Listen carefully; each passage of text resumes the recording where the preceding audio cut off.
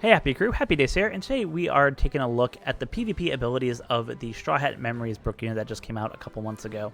So we're going to take a look at what his PvP stats actually do. We'll hop into a match, see what he can do, give you a couple alternatives, which I think might allow him to slot in some different areas, and kind of go from there. So let's get into it. Let's see what he can do first before we actually get into the matches.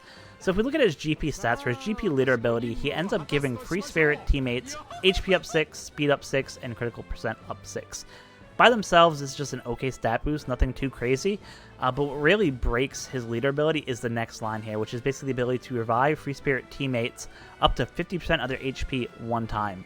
Insane. This allows you to basically tank burst, tank hits, and just keep coming back, right? So you had units like the Luffy, the G5 Luffy, like the Zoro, who could already do this revive mechanic, but now this brings us to any Free Spirit character that's on the crew, which is insane. This guy's going to see a lot of play, not so much on the offensive side of the fence, but I think on the defense side of the fence, because being able to kind of survive for a long time is key here. So you're going to see this guy in some play, and I'm excited to kind of bring you the PvP videos that show you what he can do.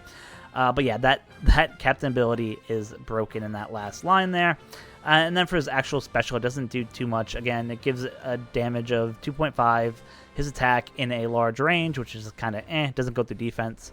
So it's not like he's going to be hitting for 4 or 5k shots. You might get closer to like 1.5k hits. But he does give a 50% chance of half stats for a very long time, for 20 seconds, which is fantastic. So if this guy can go off and get the half stats on units, so you can have someone like, for example, Sai Luffy come in and just absolutely decimate and rock people. So having that half stats for a long time is really good. And then where I see his biggest benefit in terms of his special is this last condition here, which basically gives Free Spirit characters CT speed up level 5 for 10 seconds. Now, it's not a lot of time. 10 seconds is pretty quick, but it just lets you get your specials off that much quicker, right? So if you pair this guy with, example, the Strength Otama, you can just get healing off much quicker, or what some of your heavy hitters do some damage. So I'm really a fan of what his special does.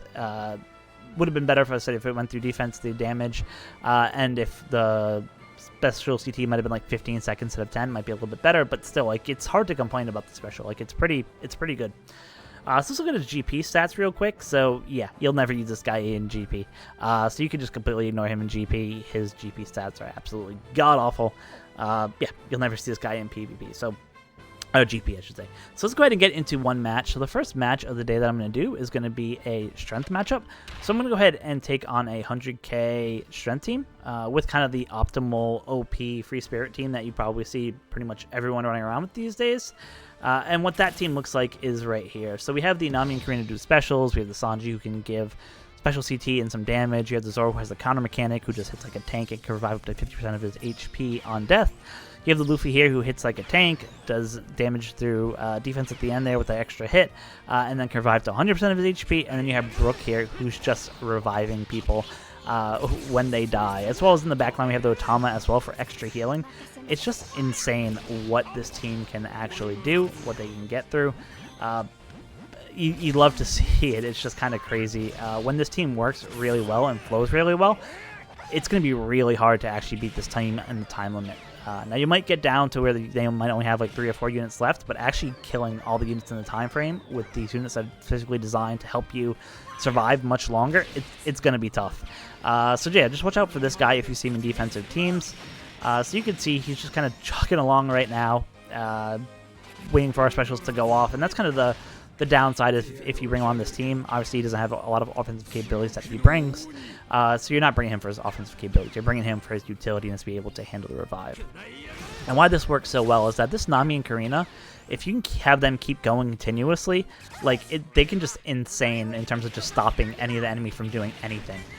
Which just makes getting victories like that much easier, or at least allows you to stall out to be able to, get the victory. Now it helps you in Pirate Rumble, where if you stall out, you win, regardless of how many people you have left. Obviously, it's a little bit different in Grand Party, where based on how many units you have left at the end of the time limit. So, like I said, I don't think you'll be seeing this guy have too much use in Grand Party itself. But at least for Rumble, you'll see this guy on some defensive teams, I think. So you can see, unfortunately, it was a large area, but only the Boa unit was in there, so he's the only one that got hit. But like I said, his goal is just keeping our guys alive. He's doing that perfectly and allowing basically the Sanji and the Luffy to keep going and really do that burst of damage, right? So that's kind of what this team is built. It's really a very tanky team. The damage comes from Luffy and Zoro are the main damage dealers on here, and everyone else is just trying to keep everyone alive until that point where they can get those specials off. And you can see we didn't have really any healers at all on this team, and maybe lost like a quarter of our health, which is just insane against a 100k strength team. Now, obviously, this team doesn't have the strength Luffy, the film red Luffy that's there, so obviously it's a little bit different.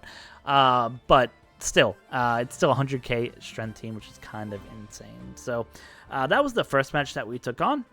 So now what we're going to do is we're going to take on another match, and in this one, in the second match here, we're just going to kind of show you what we're able to do if we throw that Brook on just kind of a random team, and how even though he might not have the color advantage or anything like that, he still gives access to a bunch of units on the team. So let's go hop into it. It'll be a Dex match, so it'll be a Dex match versus what we have here. Yeah, and let's get into it and show you what it looks like.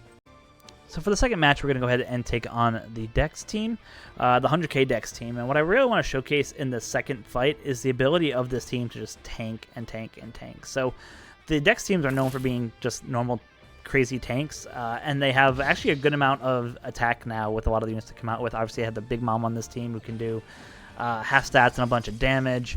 You have the, some of the other units, the Soba Mass, who can do a lot of damage, especially as it gets towards the end of a match, right? So being able to survive something like this is kind of key to be able to have a defensive team that can kind of survive almost anything, right? Normal people aren't going to have 100k stats for these teams, so if this works for a 100k team, you can feel pretty confident you'll at least win for much lower teams that are that. So the difference between this team and the first team that we looked at is really we have replaced the Zoro and the Sanji units you saw there with the Roger and Otama, brought Otama to the front line just because she's able to just do so much more to help us out. She'll keep us kind of healed up. Brook will help us in case, something happens and one of our units takes like a nasty death shot. He just helps keep everyone alive, which just makes it a little bit better.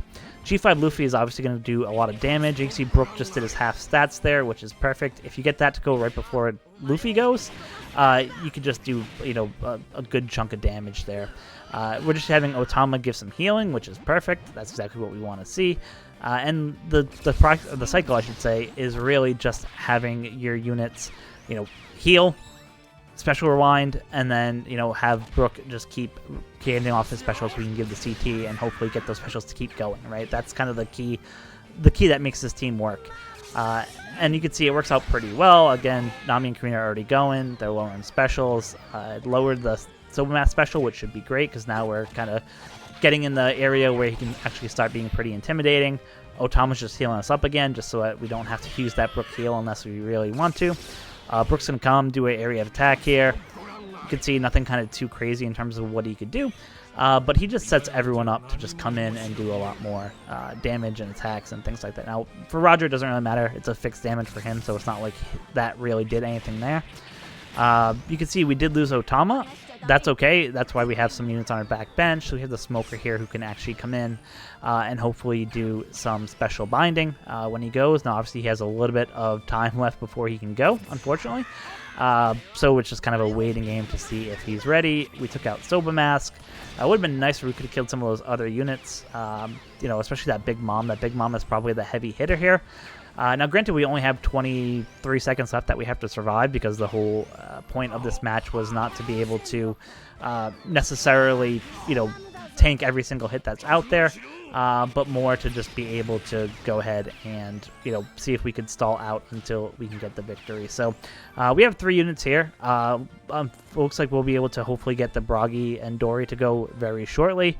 Luffy did use his revive, so that's kind of the unfortunate part for us. We can get some damage over time here, which is a pain from Reiju. But you can see we still have 12 seconds left. Feeling pretty good. Hopefully we can kind of do some damage here. We did take out Big Mom, which is good. So yeah, it's just a matter of just waiting to see if we can go ahead and starve off to the end. So you can see we were able to starve off to the end. This match came a little closer than a lot of the other matches that we've had. There were some matches that we've had where I was facing this team where I would have the whole front line still alive at the end of the match. So, like I said, a lot of it depends on specials, who Luffy hits, and things like that, right? Order of specials sometimes matters, who Nami and Karina special reverse.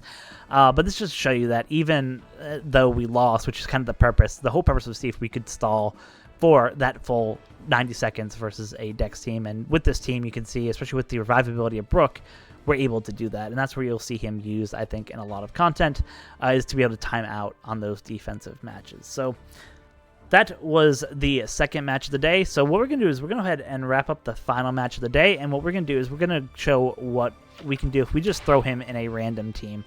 Now, he does have some synergy, so what we're going to do is we're going to take on a 100k quick team. But we're just going to throw him in the spot of where we throw usually Roger on our Dex team. Now, in our case, we have the Usopp, the Luffy, and the Ace unit who are Free Spirit, so they get the benefit. Obviously, the Big Mom doesn't get the benefit of the Free Spirit revive, but that's okay. So let's go ahead and show you just for the final wrap-up match today what we can go ahead and do if we have a Dex team featuring Brook against a quick team.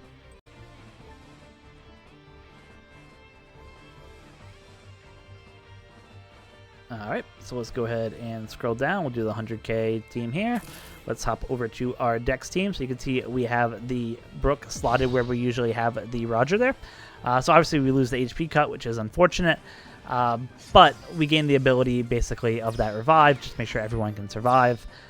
Worst case, we might lose one unit, but if we do, I guess it'll probably be the Brook, because obviously the Dex units are all buffed, because all the Dex units on his team buff Dex characters, and he's not one. But that's okay, because we just want to keep them alive as long as we can.